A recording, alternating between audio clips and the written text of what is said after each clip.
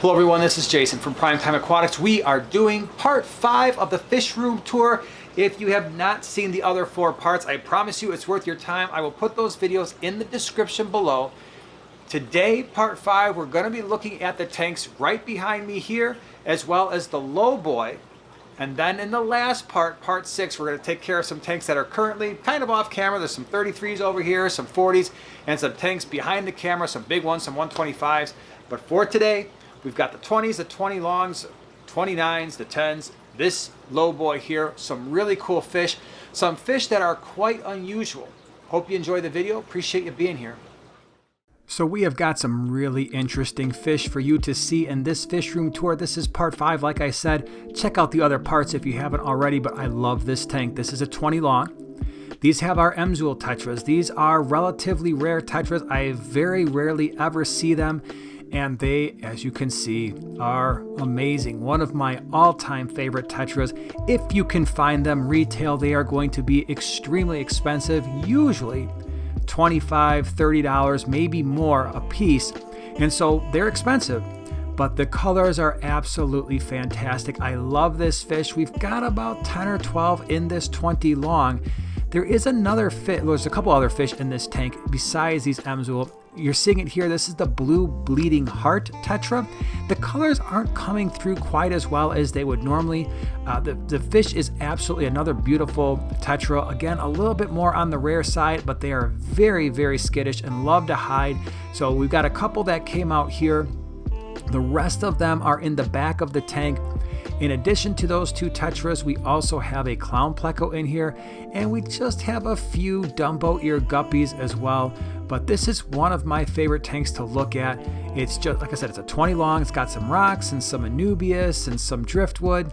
The light on here is a 30-inch. I believe it's a Higer light that we put on this tank. This next one here is a 29-gallon.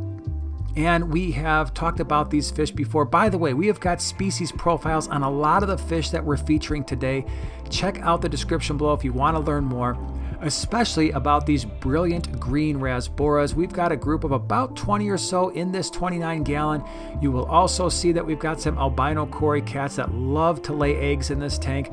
There is also a thick lip gourami in here somewhere, but it didn't come out when we were filming, so we don't get to see it today. But the brilliant green Rasbora, I think, is the star of this particular tank. I love the way they interact with the scape. Joanna did in this particular tank. By the way, if you're not familiar with her, she's my wife, Joanna. She's got her own channel, The Small Scape, where she highlights a lot of the aquascapes that she does. And she does most of the aquascapes in our fish room. And so this is a brilliant green Rasbora. Done a species profile on them. Love this fish. They are a great community fish, and they're one of the larger Rasboras out there. Here's one of the smaller ones. This is the other 29-gallon. This is the Galaxy Rasbora, otherwise known as the Celestial Pearl Danio. In this tank, we originally set this up. There were a lot of Galaxy Rasboras here. They were in quarantine, and we sold a lot at our local swaps, but we kept back about 20 or 25 to be in this 29-gallon. There is a large bristlenose pleco in here as well, but that's pretty much about it. You can see we've got lots of live plants. We've got our driftwood, we've got our rocks, and it's just a nice setting for these fish. They are absolutely wonderful nano fish. They don't get much bigger than about an inch, and they have amazing color. And so that the males especially get this really nice blue color with these white spots and a little bit of red on the fins, as you can see. And they make a great addition to that nano fish community tank. This is a great one. Again, on this tank, so everything you've seen so far, the filtration on all these tanks is just one single sponge filter. Most of these lights are either Higer, or this one in particular, I believe, is an old Phoenix 30-inch Stingray light. So that's pretty much all we've got here. Substrate is just your standard gravel. This tank used to house cichlids. We have moved those. You'll see those cichlids in the next video, the last part of our fish room tour, which will be part 6, coming out in about a week. But that's what we've got going on here.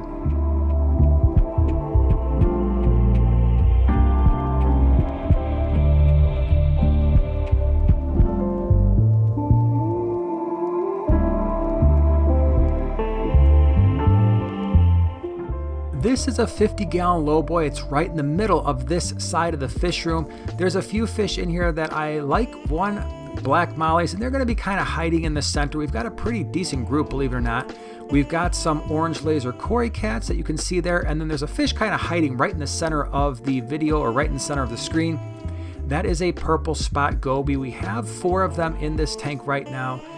This is one of my all-time favorite fish. It is a fairly large freshwater goby, and they have really quite beautiful color. They're interesting fish. I call them my little sausages because they come up to the tank every time it's time to eat. They get really excited. So they're the 4 little sausages that come up to the tank, and they love to eat all kinds of pellets and flake food and frozen bloodworms. They love it all. This tank has been around for a while, and Joanna's beginning to use it. It's kind of like an aquatic plant farm tank where she will pull plants out from time to time. Because it is so low, it's only 10 inches high, this particular tank does a great job of growing plants. The only light we have on the tank is a Phoenix Stingray 4-foot light. We've got 2 small hang-on back filters running, a Seachem Tidal 35, and we have a Fluval C3, I believe it is, that we moved from another tank. These are cool. This is a 10-gallon quarantine tank. These have that has checkerboard cichlids. These checkerboard cichlids are amazing fish. They're going to get a little bit larger, but overall they are, I would say, more on the dwarf cichlid side of things. You can see here that even at this size, the males are starting to get these nice long trailers to their tail fins, and I absolutely love these fish. We've got about a dozen in this tank, and Joanna is going to be doing a scape on her channel. It's going to be a rather elaborate one that she's going to be doing. She's got a really cool fish tank, a really interesting size, and I think these are probably going to be one of the centerpiece fish that go in that tank. And like I said, they've got some growing still to do right now. I mean, it's kind of hard to judge their size, but like I said, this is a 10-gallon on end, and you can see just relative to the Malaysian trumpet snails how small they still are. So maybe around 1.5 inches or so. And even at that smaller size, they're still starting to show the color, starting to show that iridescence, and the males are starting to get those fins, and I absolutely love this fish.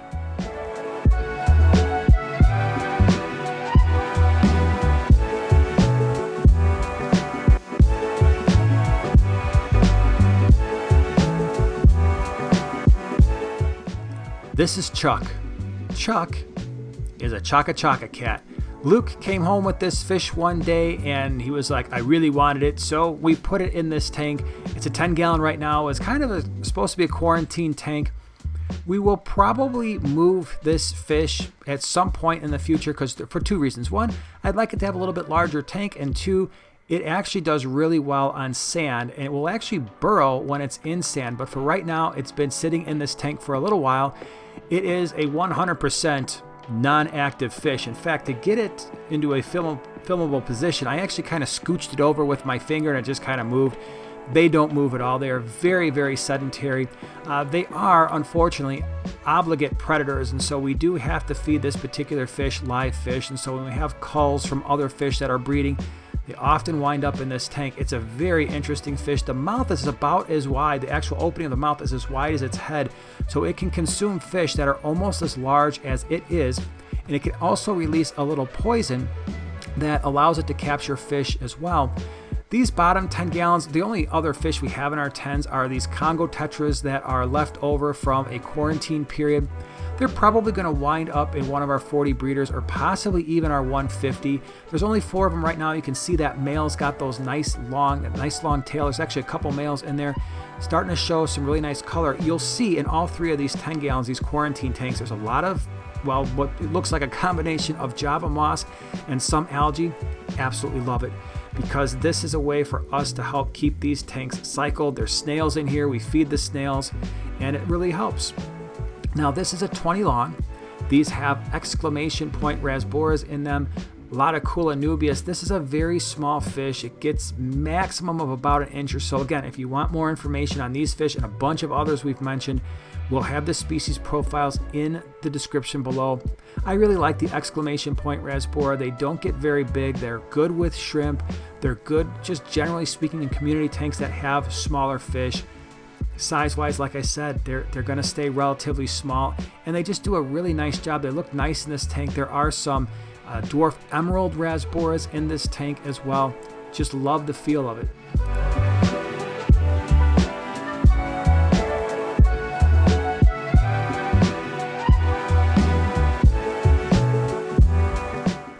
Right now, this 20 long has got kind of just it's a catch-all tank. We're going to do something different with it, but for right now, it's got a Florida flagfish, a few guppies that were given to us. There's one random X-ray Tetra there, as well as a single random black neon. I think every fish room has a tank like this. When we got smaller fish that need to go somewhere, maybe they were part of a larger group at one time, we kind of put them in here. Those Florida flagfish are probably going to move to this tank because of the green hair algae. But we've got some Microctenopoma in this tank that I absolutely love that you're going to see in a second. So that was part 5 of the fish room tour. Part 6 will be out next week. If you haven't seen the other 4 parts, check out the description below. Really appreciate you being here, and we will see you in the next one.